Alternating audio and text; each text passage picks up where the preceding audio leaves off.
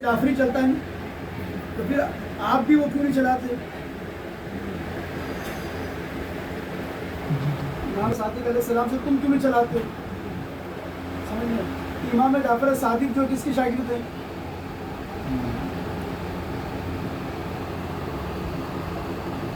इमाम बाकर अलैहिस्सलाम के, किसके?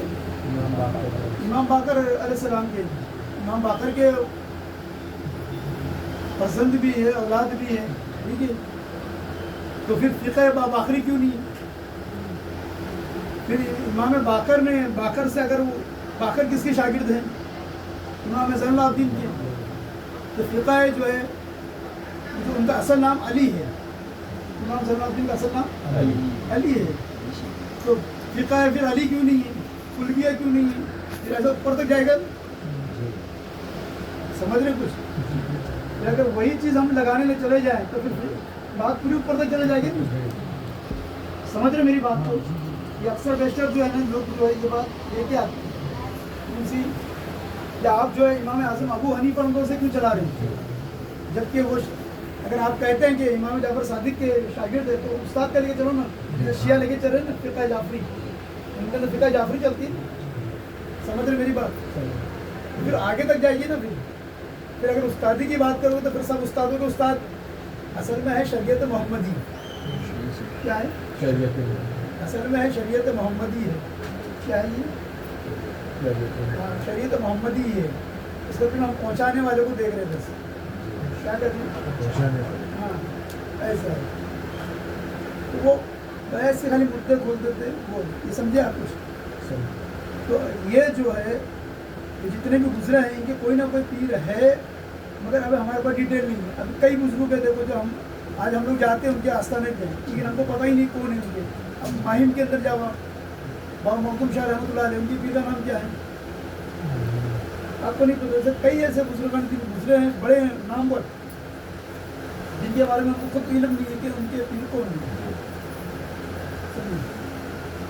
अब अल्लामा इकबाल को उठाओ, अब वो कहते कि मेरे जो पीर है वो मौलाना रूम है। क्या है?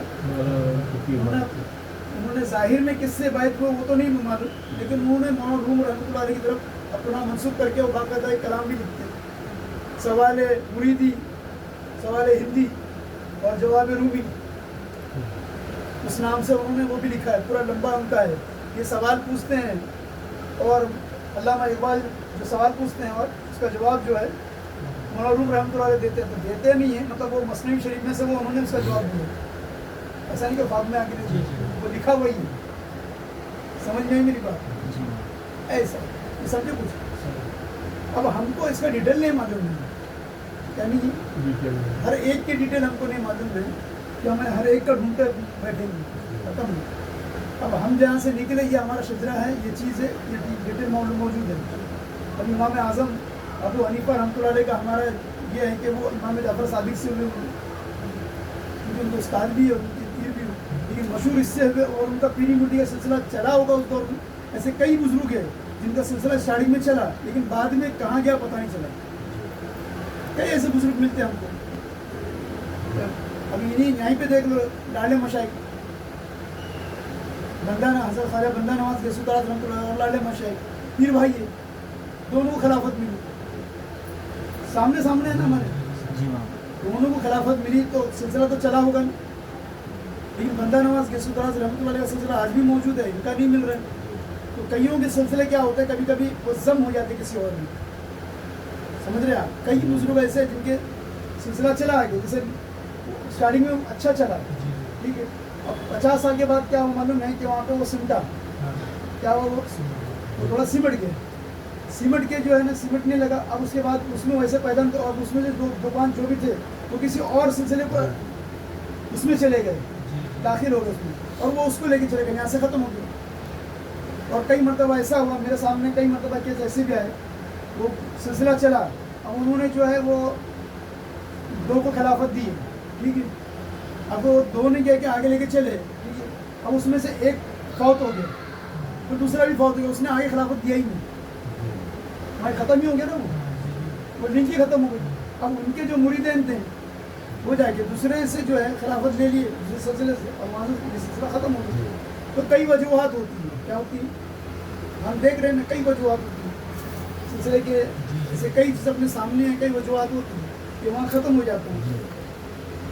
ہو سکتا ہے اس دور کے حساب سے, یہ حساب سے خود ابو حنیفہ رحمۃ اللہ علیہ کا آپ اٹھا کے دیکھ لو, کیا ہوا بھائی, ان کا انتقال کیسا ہو, ان کی لائف پڑھے آپ, ان کی لائف پڑھو گے تو آپ کو سمجھ میں آئے گا نا کہ ان کے اوپر کیا کیا ظلم ہوا, کیسے ان کو زہر دے کے مارا گیا.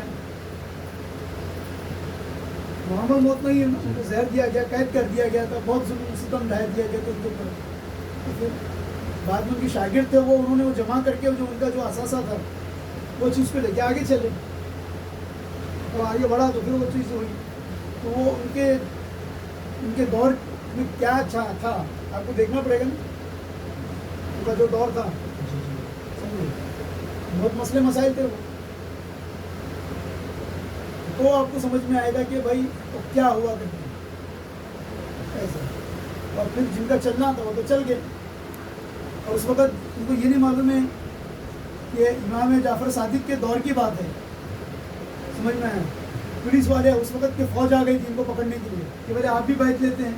اس وقت بیعت کا مطلب کیا ہوتا ہے معلوم ہے کہ جو یعنی خلیفہ بنے گا وہی بیعت لے گا, بیعت کا مطلب یہ ہے. اور کوئی اگر اور بیعت لینے جائے گا تو اس وقت ایسا گمان ہوتا تھا کہ یہ بھلے اپنا کچھ اندر کچھ بغاوت کرنا چاہ رہا ہے. تو وہاں بیعت کے دو معنی چل رہے تھے نا, کہ امام جعفر صادق کو بھی پکڑ کے لے کے گئے تھے ان کے دور میں, تو بھلے آپ جو ہے پہلے اس طرح سے کر رہے ہیں, سمجھ میں. اس وقت تک عباسیوں کا دور آ چکا تھا, بھلے آپ جو بھلے بیعت لے رہے ہیں تو بھلے کہ نہیں, بھلے بھلے جو میری جو بیعت ہے وہ روحانی ہے, سمجھ میں آ رہا. تو اس وقت بہت مسئلے مسائل تھے, تو اس وقت کی سچویشن کو بھی سمجھنا پڑے گا. اور اس وقت خلافتیں بھی ایسی نہیں بڑھتی تھی کہ جیسا ہم جو ہو جا رہے ہیں. اب جیسے امام جعفر صادق موجود ہے تو ان کے دور میں کوئی اور جو ہے بن نہیں سکتا, اور کسی اور کی موجودگی کوئی مطلب ہی نہیں. جہاں سورج نکلا ہو وہاں چراغ کی کیا دیکھیں. امام جعفر صادق اگر موجود ہی ہے تو وہاں پھر کسی کی ضرورت ہی نہیں. اس لیے تم کسی بھی شجرے کو اٹھا کے دیکھو گے نا تو وہاں پہ امام جعفر صادق ہے تو کوئی اور نہیں مل رہا ہے, کہیں اور سے آپ کو اور کوئی لنک نہیں ملتی.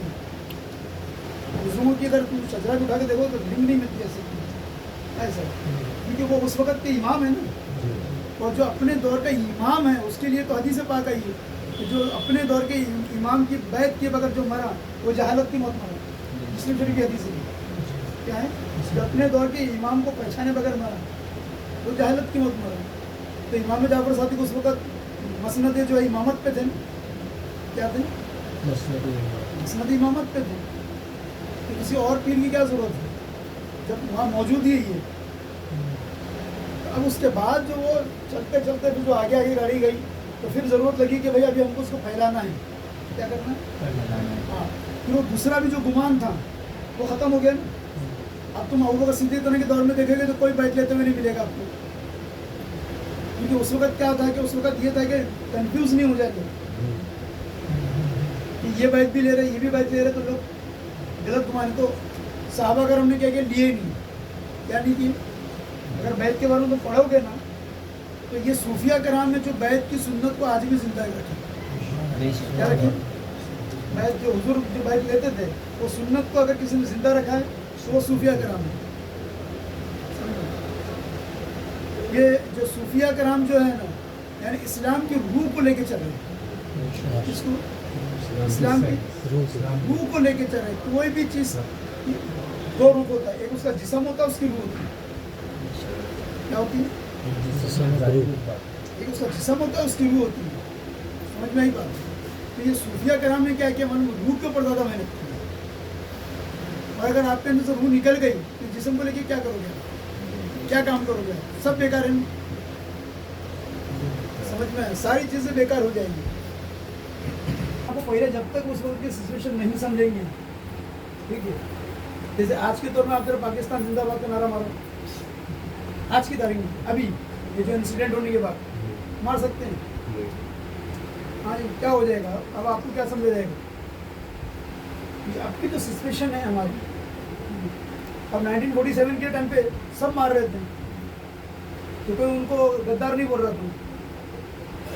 لیکن اب آپ کی جو سسپیشن ہے جو ابھی یہ انسیڈنٹ ہوا کیا یہ جو ابھی کہاں جگہ ہوا نا وہ پہلگام ہاں پہلگام پہلگام میں جو ابھی انسیڈنٹ ہوا اب اس کے بعد تم کرو آپ دیکھو کیا ہوتا تمہارا تم آگے سچویشن بھی تو سمجھو گے نا اس وقت کی کیا ہے کیا نہیں تو تم کر لو گے تو ہم کو اس وقت اس دور کی سچویشن کو دیکھنا پڑتا ہے تو اس دور میں یہ بیعت کا مطلب جو ہے نا ایک طرح کی غداری جیسی بات ہو جاتی ہے کیونکہ وہ خلیفے کے اگینسٹ چیز ہو جاتی ہے کیونکہ اس وقت کا جو خلیفہ ہوتا تھا وہ بیعت دیتا تھا یعنی ووٹنگ ہوتی تھی اس طرح کا بیعت کا مطلب ہے وہ ووٹ دینا ہوتا تھا یعنی اس کو خلیفہ بنانے کے لیے سمجھ میں ہی بات اب جو یزید جو حضور امام حسین سے جو بیعت مانگ رہا تھا وہ کیا پیلی مردی کی بیعت تھی کیا وہ حکومت کی بیعت مانگ رہا تھا سمجھ میں تو لیکن اس کے اندر یہ بھی تھا کہ بیعت کا مطلب ہم اپنے آپ کو بیچ دے رہے ہیں آپ کو اب ہمارے جو ہمارا رائٹس آپ کے اوپر ہے اس طرح سے وہ خلیفے کے لیے بھی ہوتا تھا